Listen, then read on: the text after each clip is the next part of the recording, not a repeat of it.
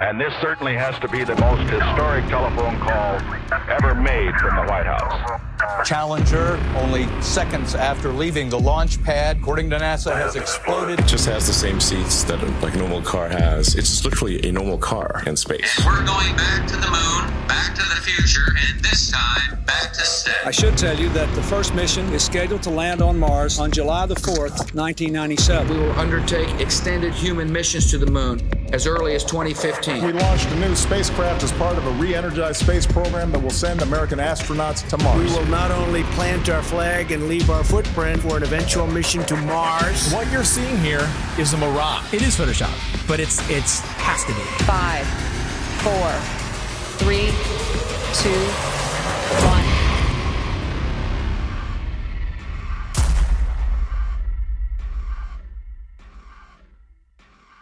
The one thing globe believers need to understand is that you don't just take the spinning ball Earth and flatten it out and put it back in the heliocentric model.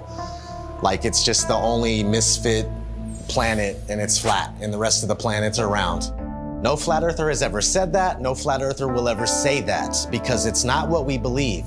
The Earth isn't a pancake floating in outer space, and you will never hear a flat earther say that. And if you would ever actually take the time to study it for yourself or hear a flat earther through, then you would find that it's much different and things would actually make more sense. They've got the narrative control to where anyone that goes to search for this, they're gonna see pancakes floating up in space, you know, and it turns people away. Or they see a snow globe. A snow globe out in the middle of space with water falling off the sides, and they're like, what is this? It turns them away. The mainstream agenda was to push their false narrative, all these hit pieces on flat Earth. 2016, 2017, that was pretty much the end of the YouTube era where we could actually find real evidence, real content. Any search engine, the algorithms are suited to their favor. You're gonna see all the hit pieces, you're gonna see all the stuff that's there to debunk flat Earth.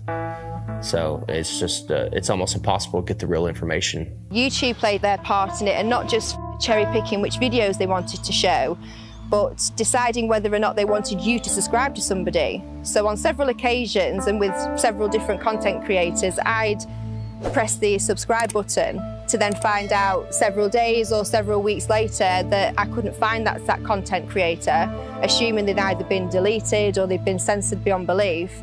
And of course they had been, because my subscription that was previously made was no longer there. And I know that I hadn't unsubscribed to anybody. And then resubscribing, you'd find again that down the line that the same things reoccurred. There's a major campaign by Google and YouTube and all of these corporate lying companies to discredit the flat Earth. Why do they have that disclaimer under every video dealing with the topic of flat Earth, that it is an archaic, antiquated, outdated model that the ancients used to believe in? Of course, the ancients were stupid. They didn't know how to build Gothic cathedrals, and they didn't know how to build cities and pyramids. The problem is, people that think that flat Earth is stupid think flat Earth is stupid because they're thinking of a stupid flat Earth. And they ridicule and make fun of flat earthers. It's absolutely ridiculous. Since 2015, the content providers for Flat Earth have had a living hell. We have been ridiculed, we have been trolled, we have been censored beyond belief by YouTube. It's really difficult to get the truth out there. YouTube controls the algorithm. Who owns YouTube? Google. These are these big corporations that came in and said, the flat Earth is getting way too big. People are finding this out. We don't want them to find this out. This will just completely destroy our agenda that we've worked so hard for. We're losing it because of our own technology that we created. So they had to get involved. Withholding information and knowledge is a form of control.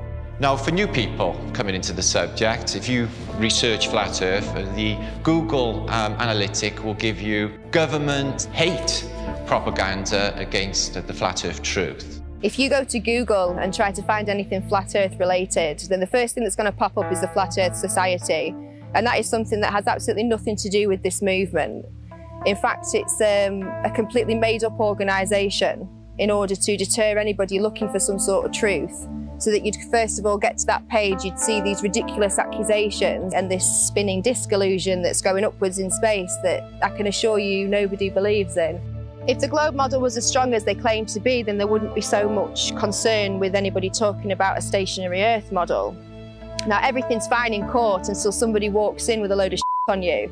Everything's fine until somebody out there has evidence that's going to prove you guilty. And that's when you start acting suspicious. That's when you start panicking. That's when you start putting damage control out there, which is inevitably what these bots are, what these trolls are on social media, and of course the algorithms. This is just a new lie that was started in the 20s, and even before then they weren't really teaching anything about the world and where we were. It was just common knowledge. One of the main arguments that globe believers come at you with is we've known for 2,000 years. Aristophanes figured it out with his sticks and shadows. Well, Aristophanes may or may not have been a real mathematician. He figured out the shape of the earth. That would have made him the Michael Jordan of mathematicians, but nobody ever mentioned him in a book until the mid-1900s. What's crazy is I've talked to some elderly people and they've told me that back in their day when they were in school, they didn't even learn about people like Copernicus or Galileo. Everything's up for grabs at this point. People like Christopher Columbus and any other figure in history could be totally false or created just for some sort of agenda. This is everywhere. We found somebody in Croatia. They said they were teaching flat earth through the 1930s. Most people think that this flat earth versus globe earth has been going back and forth for thousands of years. No, it has not. This is a brand new deception. They come up with these stories, these fictional stories, fictional characters, to reinforce that we live on a ball. All of our globe provers, Galileo, Aristophanes, Copernicus, the pictures of them show that they're Masons, but I contend that we don't even know if they're real. All of our history is a lie. I've met people that said that they were taught flat earth in the early 1960s in school. They were taught flat earth and globe earth, and then it kind of just went away. I interviewed Ruth, a 102-year-old woman, back in February of 2020, and she was taught flat earth in public school in Connecticut. Tell me your name. Ruth Heath. Ruth, and how old are you today? 102. 102. So you were born in 1918. 1918. And we were just talking, and I asked you what shape the Earth is, and what did you say? What were you taught in school in elementary school? I was taught in school that the Earth was flat. Where did you go to school? Elementary school? I went to Sprudelin School in Hamden, Connecticut. So how does it make you feel to realize that you were right as a kid? It makes me feel better. It does make you feel better, right? Oh, it makes me feel alive. Oh my God, that is so true. My whole life, I believe, you know, what I was taught. That's and then right. When I discovered the flat earth. You feel better about it. Because we are the center of creation. That's right. We are important.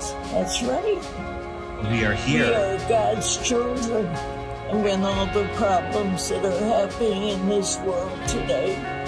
I'll give you some good news. A lot of the problems that they report on the news aren't even real. That's right. That's right. They're just keeping us in fear. Keeping up. That's right. That's right. That's right. I understand that. I understand. They just say what they want people to know. That we never went to the moon? That was all fake? Is that right? That's correct. I saw that all happening. Yeah, so did I, and we all believed it, but that was just to reinforce that people to believe they can live on a ball, and they could walk on a ball. It's such a lie. It's such a lie, but knowing the lie is like going to a magic show. I woke up. Yes. That's what we call it. We call it red. This is your moment of waking up. It's when you go to see a magician and you know how the tricks are done, and the magic no longer works on you, and you're free from the illusion. So knowing this is going to free your heart. Cry. Yeah, it's okay. It makes me cry. Happiness. Yes. Tears of joy. Yes. Thank you. All right, Ruth, give me a hug. Here we go. All right. Rockefeller seems to have a role in this. He started the General Education Board and continued being involved with the educational system. The fact of the matter is, the people that have been in control, they're in control now, and they're going to continue to be in control, whether they pass it down or change the name, whatever it may be. But yeah, I mean, whenever Rockefeller's name is tied to something, it's always something to question, that's for sure. That's a huge red flag for me, that they can come in and change everything we know, all of history, and turn it into deception, and keep teaching the deception over and over and over again until it becomes the norm. The same man who said that he wanted a nation of workers and not a nation of thinkers. This was the same person who was found guilty of antitrust violations around the turn of the 20th century, who then went on to get his fingers in all of the education systems, of course with the promise of, I'll give you money, I'll make sure that your school has everything that it needs as long as you push these textbooks, as long as you push these narratives and you push these ideas. I'm going to give you a nation of workers and not a nation of thinkers. And that's exactly what we've become.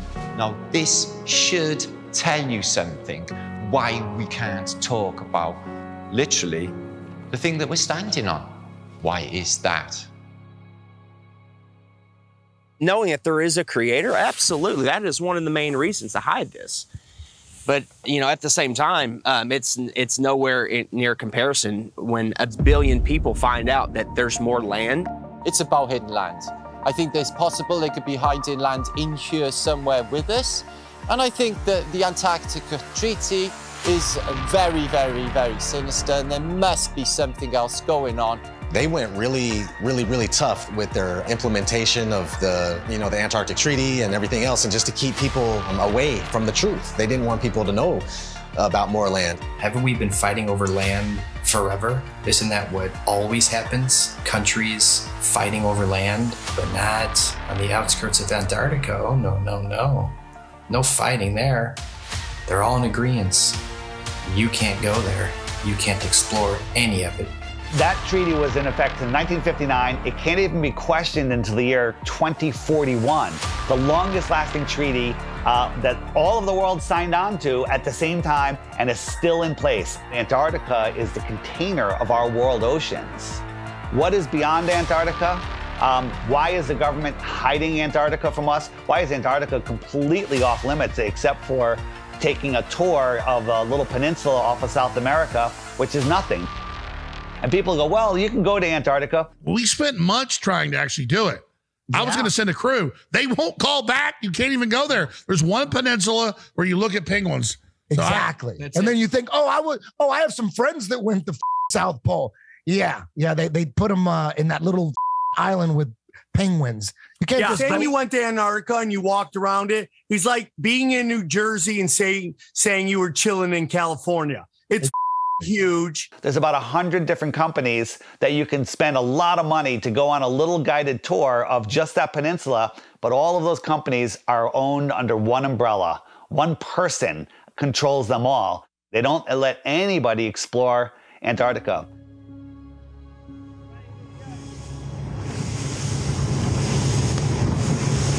Will be a international headline in about 5 minutes. Australian Navy ship shoots it. Facing our way. Bad boys, yield. Is it? The turret is turning our way. The turret's turning at us. Boy, we should hide Adrian in case they think we're trying to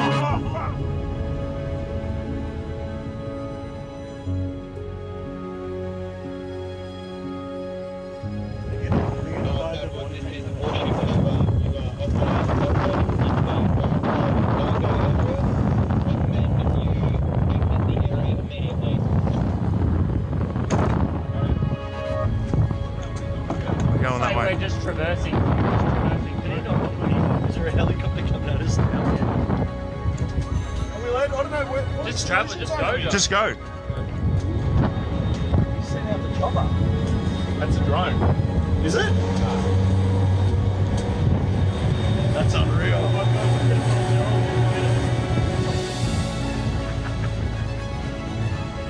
When people say, why the lie? One of the main answers is they're hiding more land.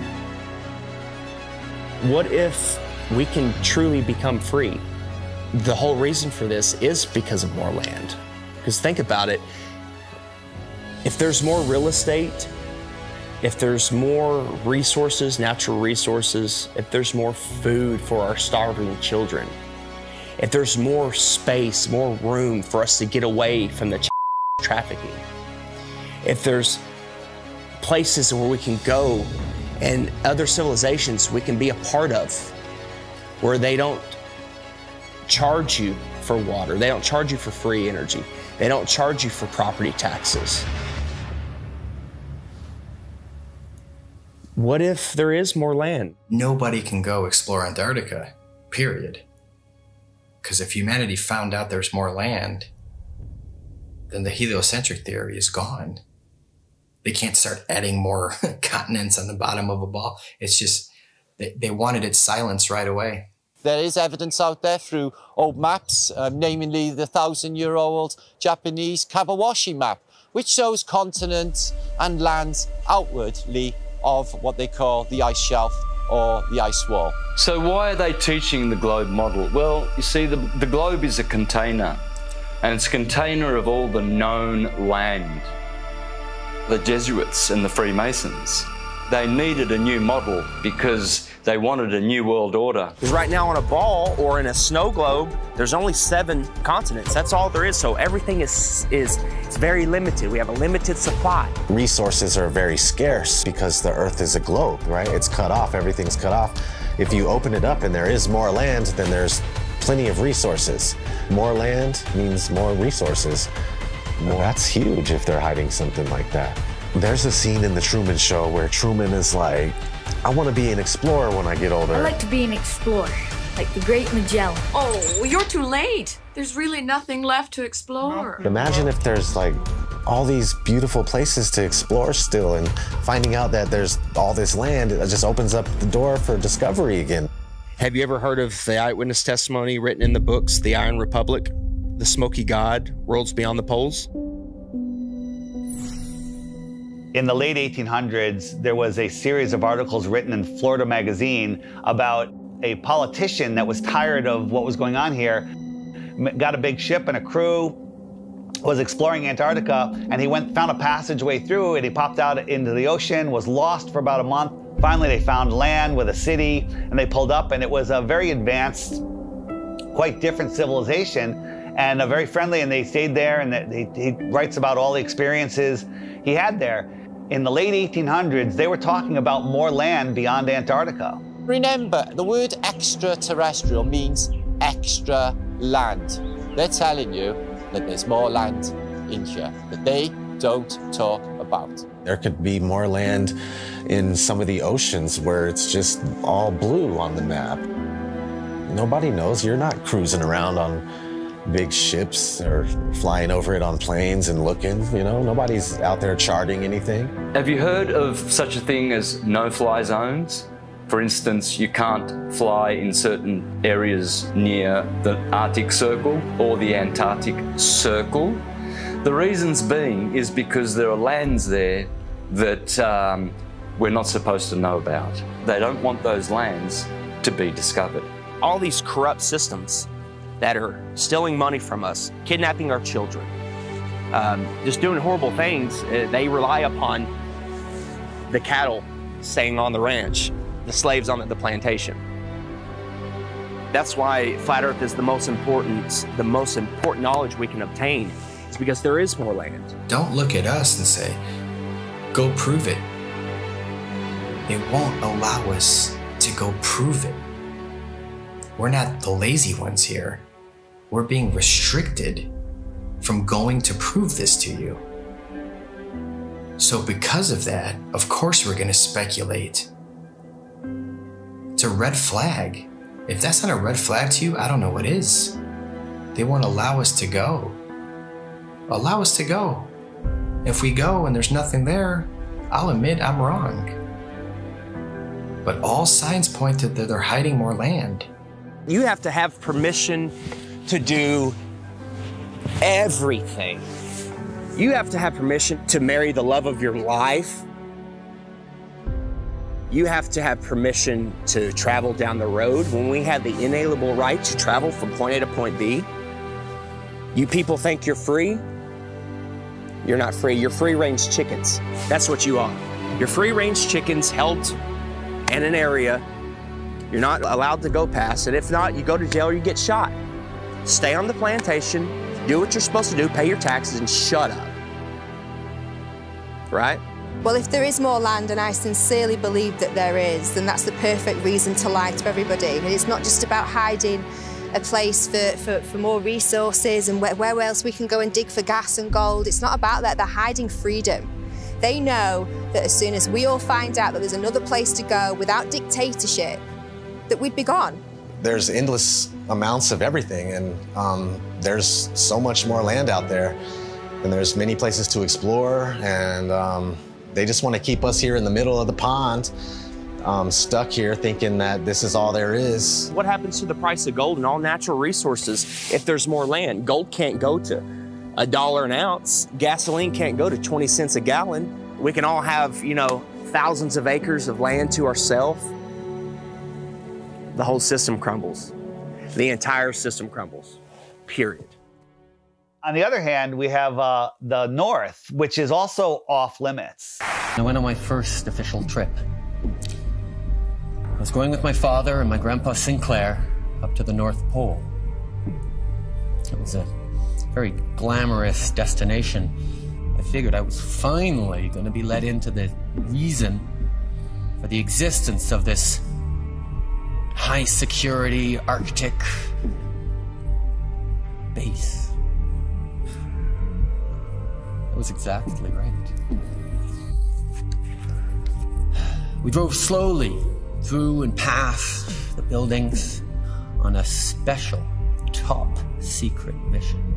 And that's when I understood just how powerful and wonderful my father was. The North Pole is a biggie. It's always been in my mind. I've juggled with the idea, is there hidden land? Could they have possibly hidden a continent in the Arctic Ocean, which is seemingly an ocean? They could hide land there. Many, many old maps will show you the Hyperborean, 4 continents, and in the center, Axis Mundi. And I think that is what's there. I think there is Mount Meru. And I think that gives off an acoustic device. There's definitely something special going on up there, and if you just think about that long enough, why do compasses point north? I mean, that's really wild in itself. What if we all took our compasses out and just followed them until it stopped? A compass will always point north, towards the magnetic north. There's some kind of force or some type of energy, frequency, vibration that's pulling that needle to the north. It's crazy to think that all compasses are pointing north to the North Pole. No compass points south. There is no South Pole. There's no compass that's gonna be, oh, go south. No, it's come to the north. There's something there. I think we could all agree there's something there. And it's crazy that they cover it up. They've covered it up for so long. There's ancient civilizations, the Nordics, there's people have talked about, you know, the Rupert Nigra, the Mount Meru, the giant magnetic mountain at the center. An entire magnetic mass or a mountain that is strong enough to make everybody's compass point north. When I was a kid in school, they showed us a National Geographic video of the guys that were getting to the North Pole, and they just basically made it look so horrible and miserable and dark and cold that no kid ever in his life would go, hey, I want to go to the North Pole. So if you watch any documentary about the North Pole or anybody venturing to the North Pole, all you're gonna find is some dude mobbing on an ice sheet, and he's got a little device in his hand. He's like, 3, 2, 1, North Pole. And that's not the North Pole, man. That's I just don't know what this is. It's a map. My father showed me a map like this once. Inside the circle is your world and my world. Many others. No one knows how many. The dark tower stands at the center of all things. And it stood there from the beginning of time. And it sends out powerful energy.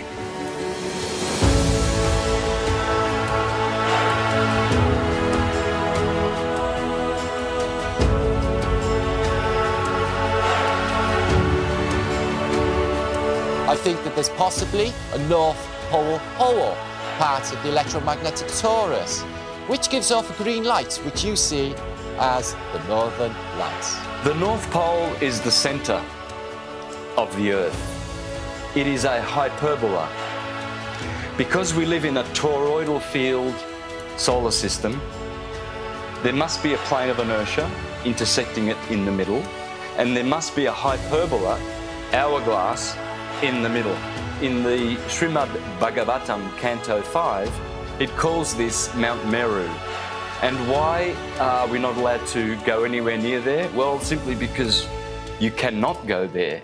It is a magnetic toroidal hyperbola. Therefore, there is no way that you can fly anywhere near the North Pole in the center of the Earth. Admiral Richard Byrd said he found more land in the north as well as the south. There's a book called The Smoky God of a father and son that ended up finding more land in a race of giants with technology beyond your wildest imagination. Cartographers have charted, maps with land in the center, where all compasses point. There's just a lot of evidence pointing to more land. So yeah, 100%, I would put my life on it that there's more land at the north. It's just as heavily guarded as the south. Can't be like, go check the north and yeah, let me go check. I'll take some pictures and videos and come back. You're not even gonna get that close. You're gonna be turned around, the same as the south. All the way up until the 1600s, they had 4 land masses around the North Pole region. And right after the 1600s is when it slowly started disappearing until finally it was all gone.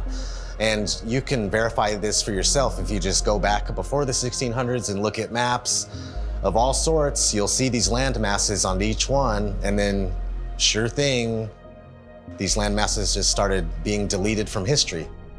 So what are they hiding at the North Pole? If we sit back and observe all of this evidence, this eyewitness testimony, the verdict would come back guilty. It would come back guilty. Okay. You are moving 1,000 miles an hour as Earth rotates. You are moving 18 miles per second in orbit around the sun, and you don't feel any of that. Okay? Okay. You don't feel any of that. If it's trying to fling you off the Earth, okay, but the force of gravity is resisting back, by what force is it trying to fling you off? That upward centrifugal force subtracts from the gravitational force that the Earth is trying to put on you. It subtracts. Okay. So Chuck, what do you weigh here and now? 192 pounds. Yeah. I'll give you the 190 pounds, okay? Okay. So if you do the math, you run to Ecuador, because we're in the Western Hemisphere, so let's stay there. You run to Ecuador, you will not be 190 pounds. You'll be like 185 pounds. What? That's how significant it is. That's if I did my math correct, and I think I did, there are pounds less that you weigh for living on the equator than for living anywhere else, simply because the spinning Earth is trying to fling you off. Nice. Yes. Yes. If the Earth is spinning at 1,000 miles an hour in a curved trajectory, we're dropping at a rate of miles per minute. But somehow none of that inertia affects these rocks here, which are perfectly balanced. The fact is, the Earth is stationary, and that is scientific, not pseudoscience. In 1879, George Airy, astronomer royal for 49 years, who did a telescope experiment and proved that the Earth was stationary. Then we have Parallax, also known as Rowbotham, who carried out an experiment in the late 1800s on the Bedford Levels experiment, where he went at a distance of 6 miles, which should have showed up some sort of curvature of around 16 foot. No curvature, was seen at all. Then we have Michelson, Morley and Sagnac in the early 1900s with their interferometers using light instead of telescopes this time. And with their interferometer experiments, they proved that the ether over the Earth, the field, is moving and the Earth is stationary. We also had Michelson Gale. They did an experiment in the 1930s and proved that the Earth is stationary. One of the greatest science experiments of all time, in my opinion, is from Marconi. Marconi in 1901 set up transmitters to send radio waves, like signals, wireless signals across the ocean, Atlantic Ocean, okay? So he has one set up in Europe and one set up in Canada, okay? And they're sending signals, I think the letter S was the first one, boom, and it worked. Almost 2,000 miles across the ocean, they got the signal. There's no curvature. You're talking about 600 miles of curvature between the 2 points, but it worked because all water's level. I don't even know if he was trying to talk about that at the time. It was just more about his technology that he was coming out with. And have you learned about that in school? No. Then we have Pierluigi Ghina, a colleague of Marconi. And before he died, he showed people in his laboratory how the Earth is stationary. You can go to my channel, Mr. Astrotheology, and you can see videos of Mr. Pierluigi Ghina proving in his laboratory with strobe lights how you can prove quite easily that the Earth is stationary. Every scientific experiment throughout time looking for axial rotation or curvature has proven the opposite. They don't teach this in schools. Any observation, when you go outside on a calm morning, you can see a perfectly glass lake. And your senses will tell you that, nothing is moving. We, stationary Earthers, we have science, real science, on our side, and the globies have pseudoscience.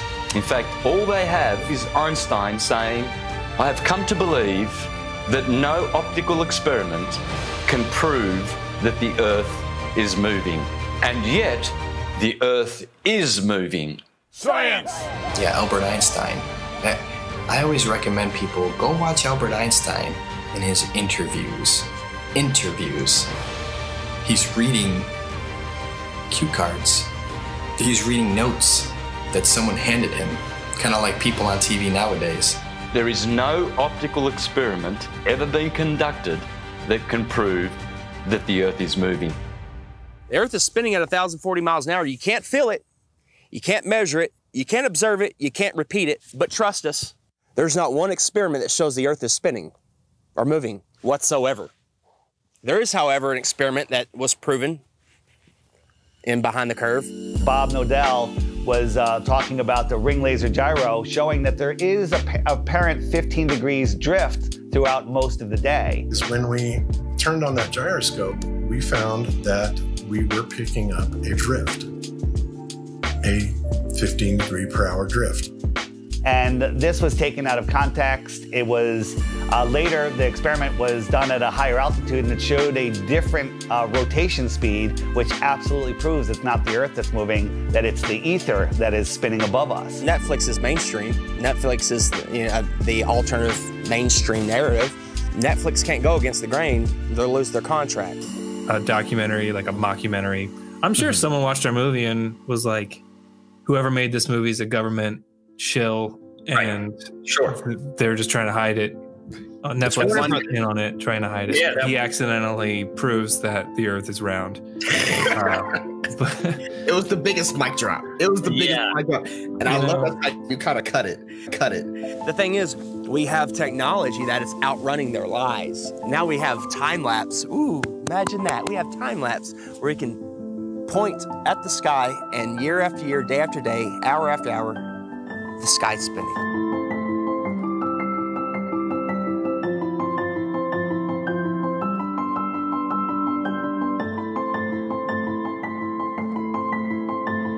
Every day there should be different stars random stars in the sky if we are traveling at 650 million miles an hour, which is Mach 870,000. Do you really believe that every year we move through space at 5.5 trillion miles every year? And yet every year the same stars keep turning over our Earth. Aries, Taurus, Gemini, Cancer, Leo, Virgo, Libra, Scorpio, Sagittarius, Capricorn, Aquarius, Pisces, year after year after year, and yet none of those constellations distort, change shape, get brighter. There has never been, in recorded history, we have never seen any star get brighter or dimmer or any shape of those constellations which are still recognizable today as they were thousands of years ago. They never suffer any parallax or distortion. Polaris has never moved in all of recorded history. Point your camera up at Polaris and do a time lapse and watch God's perfect timepiece spin above you.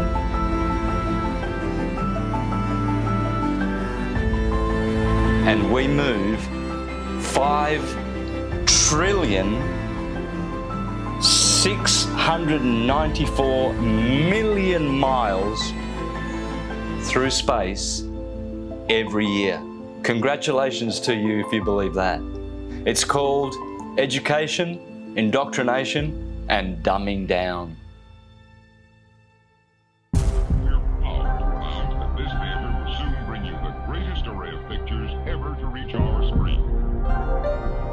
If you look back in history, you got Universal, their company. They started off with a logo with a globe in it, but it wasn't until like the 1920s that they actually had the motion one where it was a spinning globe. And they actually had an airplane in the early ones, like leaving a chemtrail that said Universal, which is kind of funny. Nobody has been high enough to even see what it looked like. They were definitely trying to instill the image of a globe in people's heads because obviously early on in the movie industry, they were one of the most popular companies to make movies, so people were going to the theater and seeing this globe.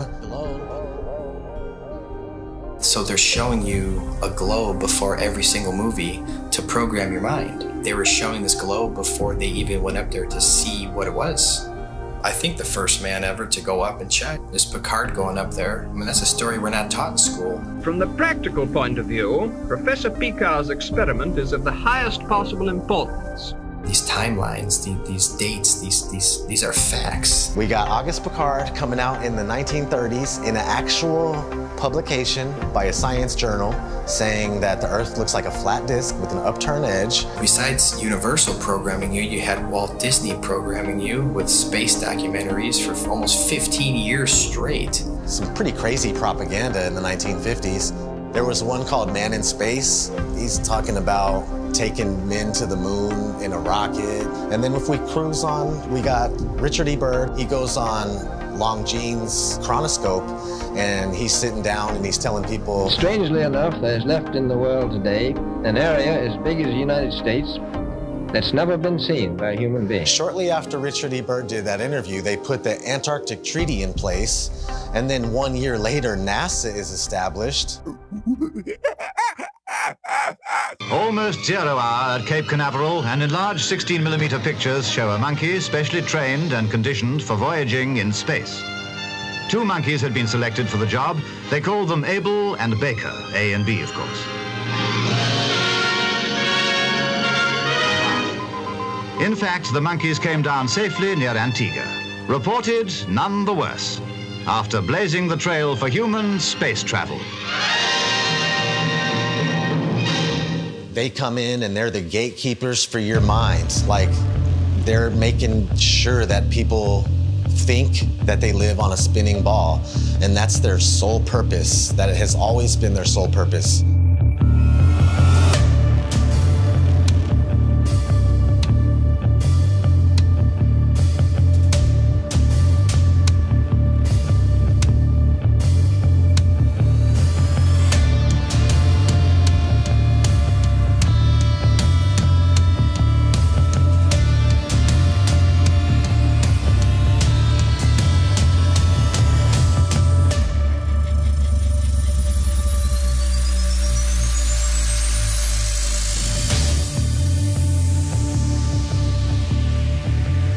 That is the magic of engineering. I would wear a mask on my face in a nanosecond, but unfortunately we lost the technology. It can take days, even weeks, to produce just a single image. The dazzling final results, enough to keep us all dreaming.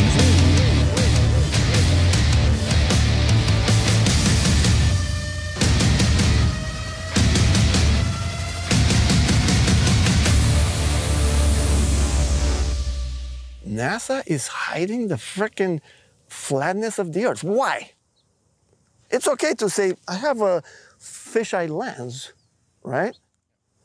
Because, yeah, fisheye lenses are useful. You know, you get more, you know, in architecture or, you know, realtors use them.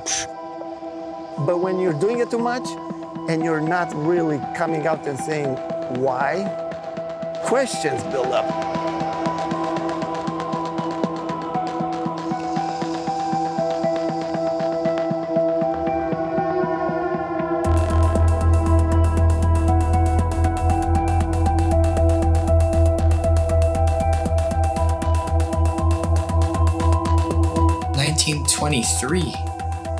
A fisheye lens was invented.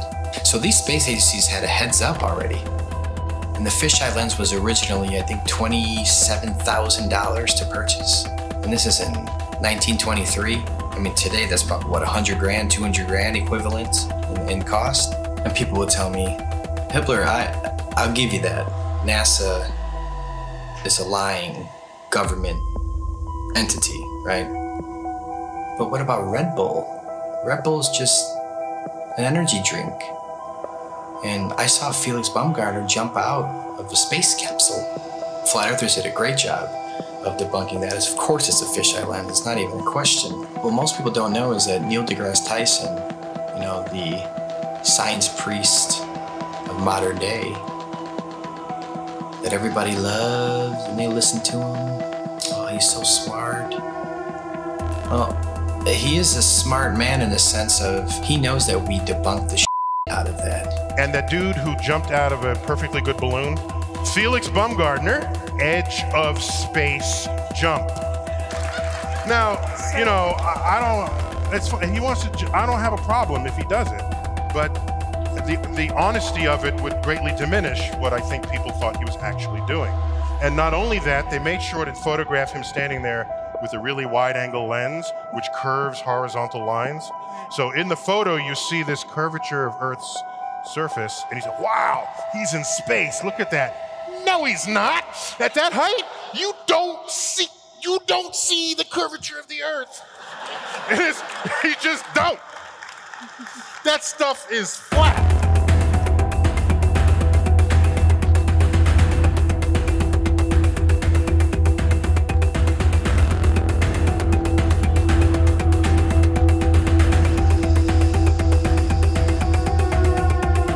So much pressure on Neil deGrasse Tyson to come clean.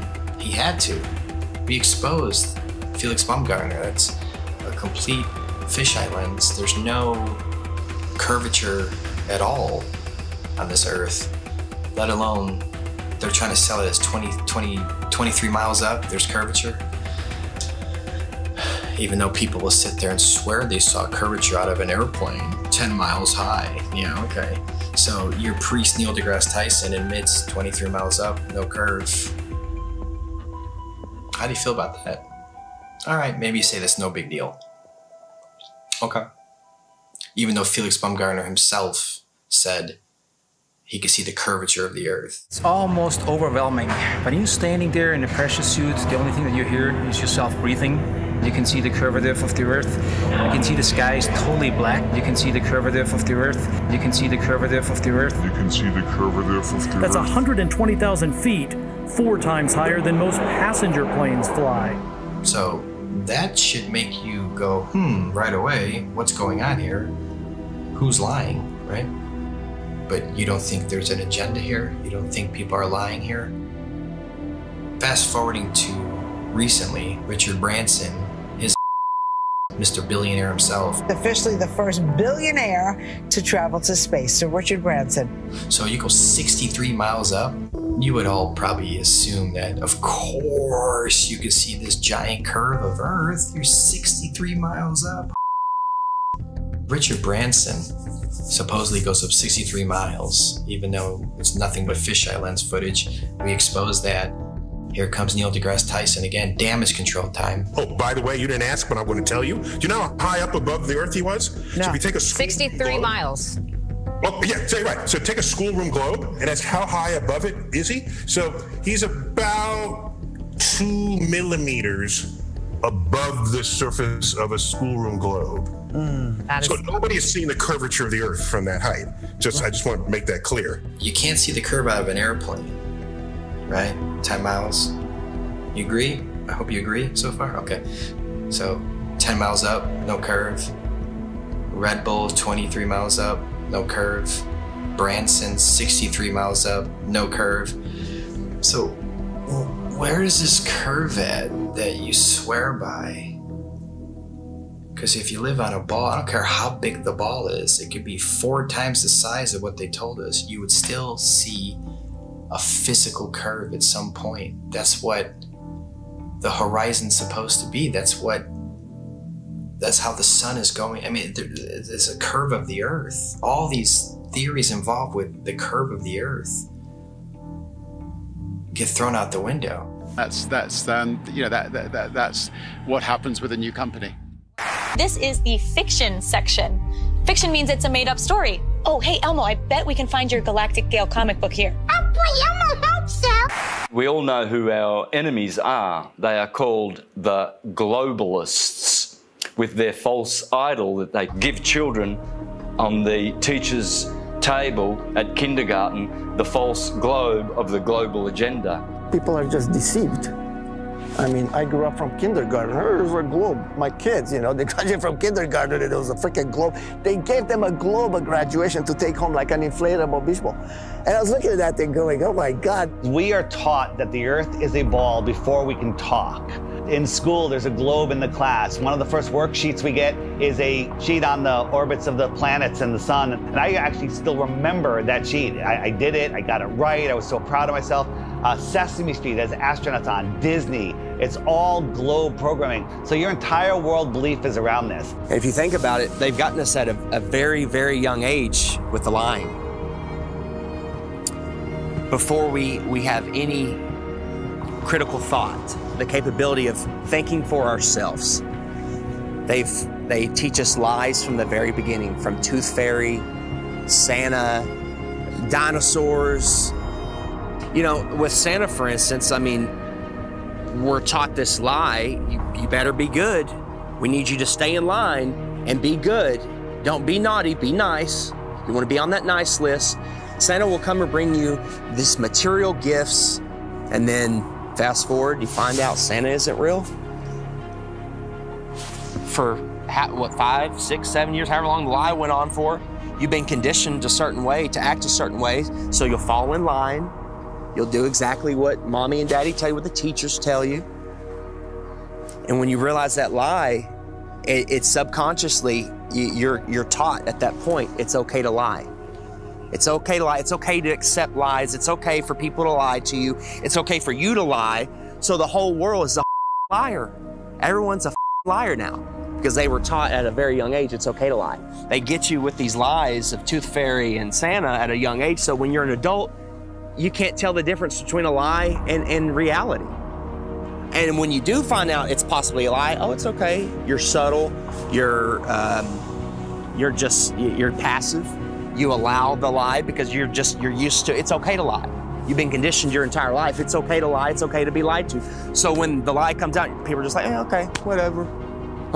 Got to turn on my Fox News. Got to go to the bar. Got to go watch my football. Give them bread and circuses, and they will never revolt.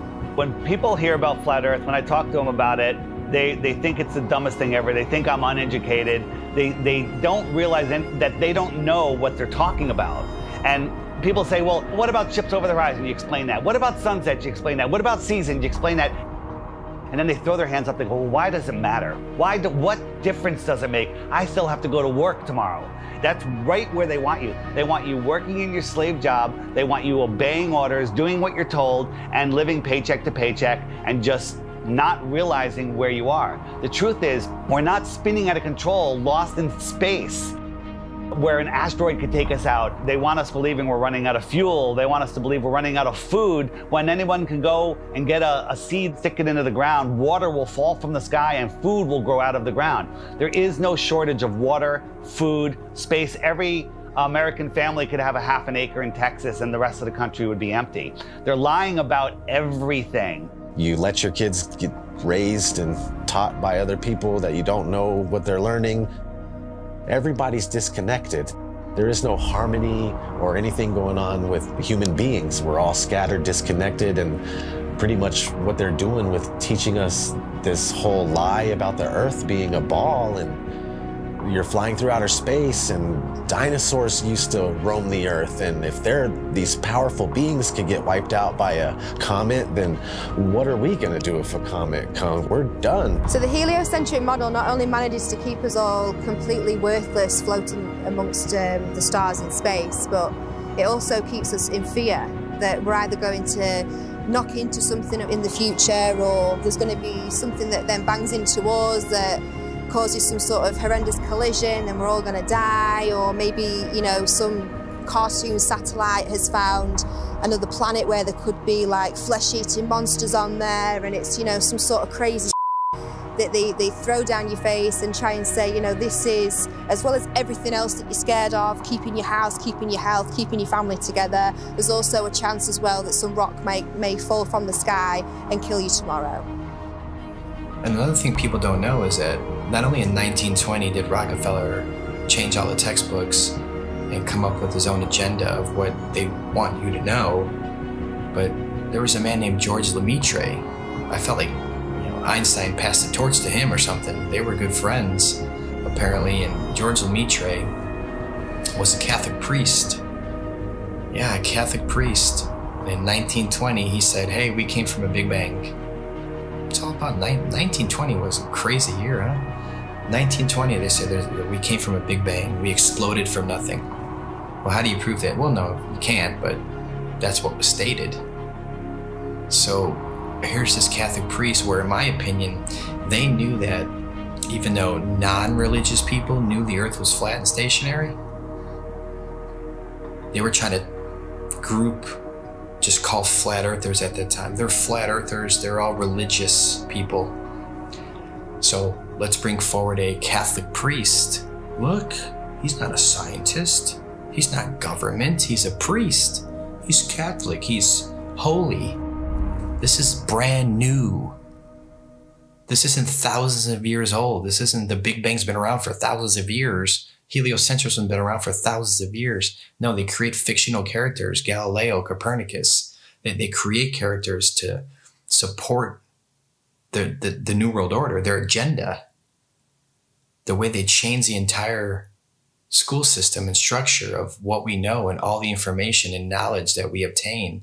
If it's false, then yeah, they got their goal. A nation of workers, not thinkers. No one thinks. What's the circumference of the globe? I have no idea. How fast is it spinning at the equator? Don't know. How fast is it orbiting the sun? Cody? You have glasses on. You should know this. How fast is the sun moving? Man, you're asking some questions I'm not ready to answer. But see, this is the point. You guys laugh at flat Earth, but one, you don't know what flat Earth is, and worse is you don't even know what your own solar system is. They don't know their own model. You can ask them, what's the radius of the Earth? How was it found? What's the speed of the Earth around the sun? How fast is the Earth spinning at the equator? How fast is it chasing the sun? How many miles does it go a year? How far is the sun? They don't know any of these things, but yet they defend this and they ridicule and make fun of flat earthers. All the things that I was patronizing and condescending and going, oh, sloughing off, that's not worthy of me. They rose up to eye level. And I remember saying, boy, the world is flat. I'm looking it in the eye. I see further, I see wider, I see clearer. I settled on near infrared, like some of these cameras can be converted to near infrared, you know? So then I started taking photos, and since I was doing a lot of flying, I started going up, and boom. I was actually amazed to see the incredible flatness that you get from high altitude. Everywhere I looked, there was like clues that the Earth is flat. And I was like, this is blowing my mind. Everywhere I looked, the Earth is flat. And NASA is lying about the curvature. So I said, something is eerily wrong over here, man. When I saw across the Gulf, right off the coast of Texas there in Louisiana, I was flying to Orlando, and I saw all the way out in the distance, and you could even see the rays of light at a different angle. That tripped me out. But if you really go up high, then you realize, oh my God, the Earth is extremely flat. This would be impossible on a globe. There is no 8 inches per mile square. Equation for curvature of 8 inches per mile squared has been debunked over and over again. The flat earthers with their P900s and their P1000 cameras are constantly seeing things way off beyond the supposed curvature of Earth. In fact, many tests have been done with lasers, cameras, filming mountain ranges 300, 400, 500, 600, 700 miles into the horizon, which are visible and shouldn't be visible if we were living on a globe. This is how much distance he covered with his camera, and he could see from here the Rocky Mountains. There you go.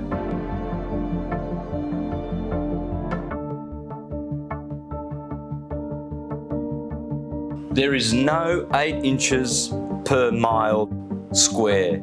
There's no way you can see 500 miles on the other side of this ball. There's no buildings that are curving backwards. If point A to point B, you're on a ball, you know, they're not gonna be flat up and down like on our flat Earth. They're gonna be like this. There's no tilting. They've measured distances from the base of buildings to the top, level and flat. People look out at the ocean and you see ships and stuff, and it appears like these ships and boats, they go down, and that is a huge factor as to why people think the Earth is round. If you look at the ocean or a lake, it looks flat. Look at that. Look how straight and flat that horizon is. Looks flat, doesn't it? See, it looks like a table or a board. Now, once in a while, you might see mountains or hills, but those are just like little bumps on what looks like a flat Earth. As ships sail away, they don't disappear all at once. No, first, the bottom will disappear. See, the bottom of the ship is gone. Now we can see midway up, and then the whole thing disappears. So people realized that the world is curved. I mean, it's a big curve, but it's curved. That's what we call pseudoscience. You could buy a camera now that zooms times 100, and you could zoom in on these ships and boats leaving your view, your human eyeballs view, pull out a camera and zoom in on it, and suddenly you're back. It's on top of a level surface, still cruising. So the limit of your vision is where the sky meets the ground due to perspective. As they come together, that's the limit of your vision. That's called our horizon. The horizon is optical. If you had a super zoom camera, you can zoom in and make this angular size bigger to reveal small objects that you couldn't see. And then when you zoom out, it goes back together and things disappear into the horizon, not over. We see skylines beyond what we're supposed to see. I mean, the visibility from 100, 200, 500 miles away, it debunks the whole 8 inches per mile squared. Photogrammetry, I think, is one of the best way to convince yourself. You do multiple images of the ground, and then you put it in a software, and you realize how flat it is. You're seeing it yourself. It's your data. Nobody's lying to you. You've taken the data yourself. It's not Jay Tolan that's trying to, troll you. Like some people, they're like, he's trolling people, man. And it's not SpaceX or NASA doing it either. It's yourself. Yeah, it's yourself. You're doing your own experiment. Many times when you're looking out over water, there's waves. Well, those waves will block entire city skylines. If this was a wave right near me, if my face was a city skyline, it blocks just the bottom. But if that wave was closer to you, it blocks much more of it. It's all perspective. And I thought I wasn't going to get anything that would beat this until I found this photo from Grandmere State Park. This is from Joshua Nowicki. And what you're seeing here is a mirage. Typically, we would not be able to see this. This image would be viewable from much, much higher in the sky, up in space. The story has been one of the most viewed stories on our website ever. They say my explanation is a cover-up. A cover-up to their belief that this picture is proof the Earth is flat. The one goal I had was to prove that what people are seeing from the other side of Lake Michigan is not a mirage, that they are actually seeing the city. What do you think, Skiba? I think it's amazing, dude. It certainly did. It's not a mirage, I can tell you that. No.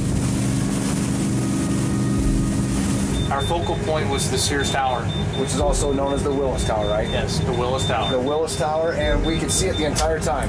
We can see it the entire time.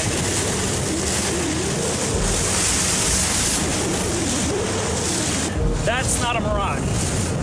That's not a mirage, whatever you're looking at. See it? Yeah. That's that. See that bridge? It's not a mirage. That's the proof right here. That's the proof. I was shocked to find out that there are a number of people that believe the Earth is still flat, and that to them, this is actually proof that the Earth is flat. One person just questioned me and asking me for a retraction of the articles and lies. A lot of people try and kind of be nice about it. Well, are you sure you did it right? And then they send me links of the Earth is flat.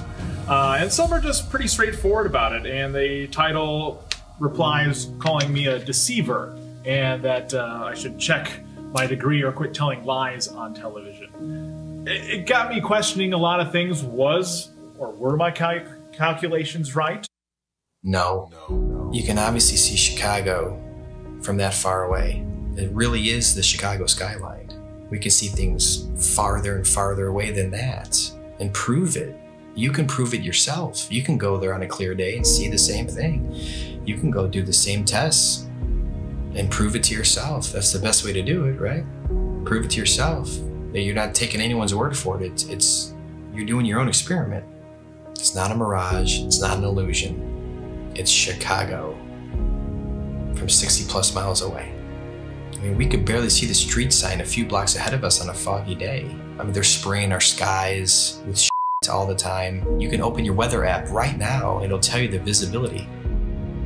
But that's how far they're telling you can see the weather patterns. There's so many different factors of why we can't see that far. We're not superheroes. I mean, take any flat and level road around your house safely. Test it out, make sure it's level. But you take your camcorder and you bring it all the way down to the ground and you zoom in and you see all this distortion and it kind of vaporizes and globe heads want to act like this bridge is bending around a curve and there's the curve. It's like, no, it's an optical illusion. That's all it is. This has been replicated many, many times. There is no curvature. Stop fooling yourselves. That even something like the sun, when it goes across this huge plane, it sets and it disappears due to perspective. So you're seeing it come and go on such a vast plane. It's so huge that the sun could come through and go so far away that it just goes out of your view and behind so many false horizons, i.e. mountains, trees, forests, city buildings, just really tall things. Keep in mind, the sun is much smaller and close.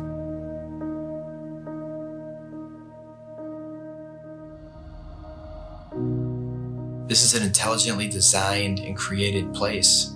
As the sun, moon, and stars are rotating around, knowing that we can only see a certain amount of light, I think like 1%, there's only so much light our eyes can actually see. Unless you're on like DMT, I'm sure you can see way more lights. But naturally, we can't see that many lights in the sky. All ancient civilizations spoke about other bodies, other lights in the sky that may or may not be visible to us at any given time. It's crazy though, when you see solar eclipse, you don't see the moon at all. I remember as a kid, I like, where's the moon now? And it's like you just see this black circle and then everything goes back to normal, it seems like. It's like, what the heck just happened? On the total eclipse of the sun, the shadow that the moon casts on the earth is only 70 miles wide. That is impossible, but then they come up with umbra and penumbra, and it's just stuff to confuse your mind. We have an infinitely far sun sending diagonal rays from the side and straight rays from the middle, and where they cross each other. It makes absolutely no sense. I went live a few years ago on YouTube during the 2018 eclipse in the United States. On a live event, and we were all waiting for the moon to actually show up to cause this elliptical, this eclipse, and all we found was no moon showed up.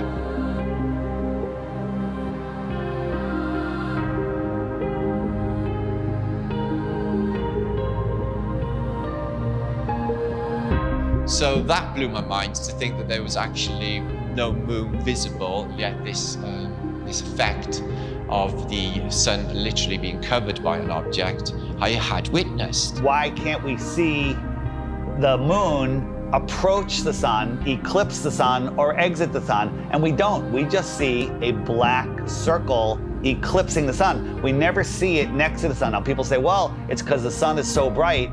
When the moon is totally eclipsing the sun, you should be able to see the features on the moon. You should be able to with a regular camera, with your regular eyes, with an infrared camera, but it has never been seen. There's only been anti-flat earthers that will fake an image and fade it into a picture of the eclipse. There's no video of it. Think about what an amazing video would be if they could film it from the International Space Station or from the moon itself.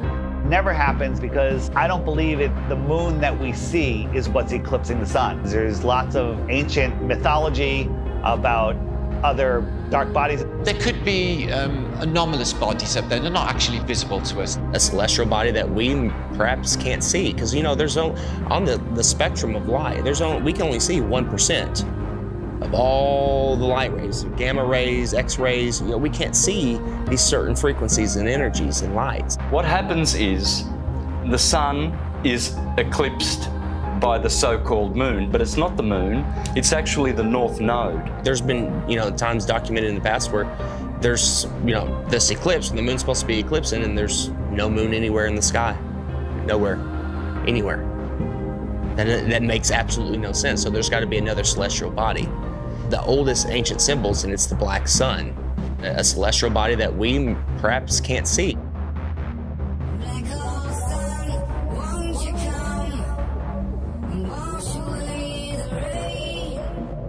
A lot of ancient civilizations always spoke about a black sun. It's like, why are they talking about a black sun for hundreds, if not thousands of years? And that information now is turned into, oh, the black sun is an evil thing. It's like, well, yeah, of course, that's what they're selling it. They're selling it to you as an evil thing to stay away from it. They already don't want you to like the real sun in the sky. They push it so far away. They want you to not care about it. There's a reason it's close to you. There's a reason it's here for us. There might be more suns and moons on the outskirts of Antarctica, on the outer lands. There might be more suns and moons. There might be more suns and moons in our world here, but we just can't see it. And you talk about the seasons itself. Seasons prove the Earth is a stationary plane with a local sun. When the sun is circling over the Earth over here in the Tropic of Cancer, these people here, they have summer. But 6 months later, the sun is over here. It's going around over here. So Australia down here, and South Africa, and South America, now they have summer, because the sun is local. It's not 93 million miles away. And the sun and the moon revolving and springing into the center seasonally, and then springing back out again. This makes perfect sense than a spinning ball hanging on an invisible skyhook at a degree of 6.66 of a supposed axis, which tilts the Earth. People need to stop defending a theory that they were taught in kindergarten. So at sunrise, every sunrise should be arctically cold because that is the most severe tilt possible. And to make it worse, in the northern hemisphere, in the heliononsensical model, the sun is 3.5 million miles farther away in our summer. But when the sun shows up on the horizon, I can feel the heat on my face immediately. I can get a suntan in June. But in December, at solar noon, when the sun is at its highest point in the sky, I can look up at the sun and barely feel the heat on my face. And also, it's 3.5 million miles closer. The whole tilt thing doesn't make any sense. And when the sun is on this side, it only illuminates this part of the Earth because it's local. And this part is dark, that will be night. So it's quite easy to understand day and night and the seasons and explain them on the flat Earth than it is with the globe model. The sun, moon, and stars are rotating around our heads like a perfect clock, and it goes out of your view as taking the light with it. This is an intelligently designed and created place. The sun does move about 15 degrees per hour through the sky, but when it gets close to the horizon, it kind of stops and it stays there and it moves at a different speed. I filmed this several times with my drone. No humidity and not over water. And it'll just stop and sit there. And then it kind of just fades away as it goes into the distance. But at the same time, because of perspective, I have friends that were down at the beach that saw the sunset 10 minutes earlier from the bottom up. And that's simply because they're looking across a span of water that has a hill with trees, a tree line on it, which is hundreds of feet over their heads. But from their point of view, it's at eye level. And as the sun moves away, it just gets eclipsed by the tree line, which they think is eye level, but it's high up in the sky. Water. It's always flat, always level. So starting at the northernmost point, as far as I can get, of Lake Michigan, and then traveling south, you can see that red line here, that the body of Lake Michigan is 574 feet above sea level, and it's level. There's no change in elevation, there's no curve. This cross-section shows what an undisturbed body of water looks like, and that's level. We know that to be true. There's three properties of liquids. They have mass, they take up space, and they always take the shape of their container. The physics of water is to find and maintain level. So if it's in a cup, to this lake behind me, to the seas, to the oceans, that's why I call it sea level, because it's flat and level. No matter who tries to sell you the idea that water's curving over a ball, it's just not happening. That's the #1 proof right there, just water alone. Water alone proves that the Earth is flat, because water always finds and maintains level, period. Water does not curve. In its temporary state, it's finding its level. Once it hits the ground and finds its level, it remains level. I never even thought of the idea of water maintaining its level, and that alone just like mind-blowing. Like, absolutely, water has to maintain its level. Like, it's always, if it's calm and there's nothing going on, you know, you look at a lake, it's just chill and flat. It has to be. It can't curve. There's nothing you can say or do to ever show water bending or curving. Water needs to be contained.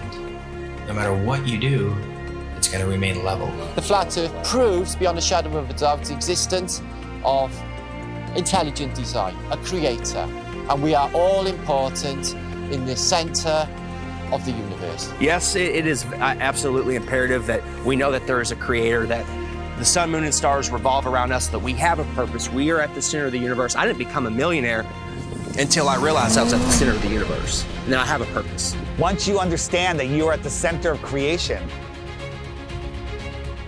everything changes.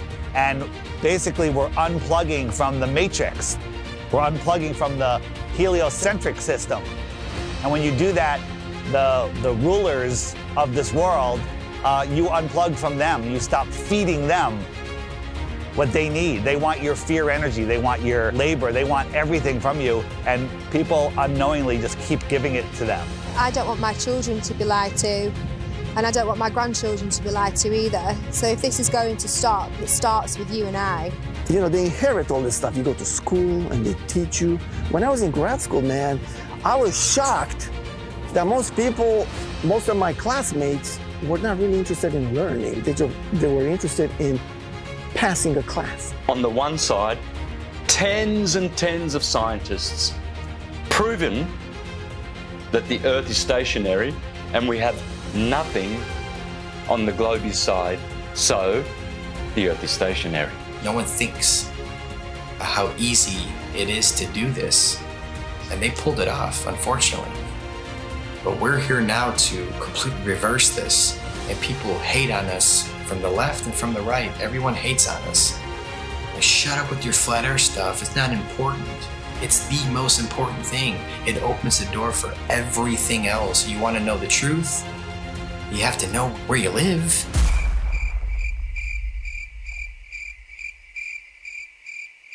This whole agenda is to keep people disconnected from our creator, you know? They want to just cut all our ties spiritually, and that's one reason why they calcify our pineal gland. They don't care about our health. You know this by look at your water supply. Even the water that you'll drink yourself when you go and buy bottles of it, it's got chlorine in it, it's got fluoride in it. These are all chemical waste products that they then rebrand and put in our drinks and tell you, oh, well, it cleans it. We'll also take away all of the medicine that's kept people alive and well for centuries. And they'll tell you, oh no, that's not good for you, that's not safe for you. Here's our product, here's our petroleum-based medicine that they've been pushing on us for the past 100 years. And of course, look at people's health, look at the world's health. Are we a healthy nation? Is any nation a healthy nation? No. And who's in charge of healthcare? The governments, the corporations. So it seems like everything that they touch turns to shit. So why do we allow them to touch everything? Stop defending Rockefeller, Rothschilds, all these goons, these people that want the New World Order, the modern day people, Bill Gates, Schwab, all these people that they're pushing for it and they feel like it's almost there. And we're sitting here fighting it. We're sitting here trying to wake the world up so we can have a peaceful and loving world again. And you're attacking us. Whose side are you on? We're trying to take these evil entities down that suppress our knowledge. We're trying to give knowledge back to the world so we can become powerful again. If there's more land, if 1 billion people found out tomorrow that they can all go to outer land space and visit other tribes and civilizations and explore technology and animals, the whole system would crumble. And I know there's a lot of people out there, celebrities, people with big shows, big names, with big followings that know the truth of this world, and you're keeping quiet just to protect your little empire. Well, now it's time to say something because the empire is falling. If we don't do something now, all of this is going away and they're taking over this world. So speak out. It just takes one celebrity, one person with a big following, and then it goes viral and then the entire system collapses. All of this world control is based on the heliocentric lie.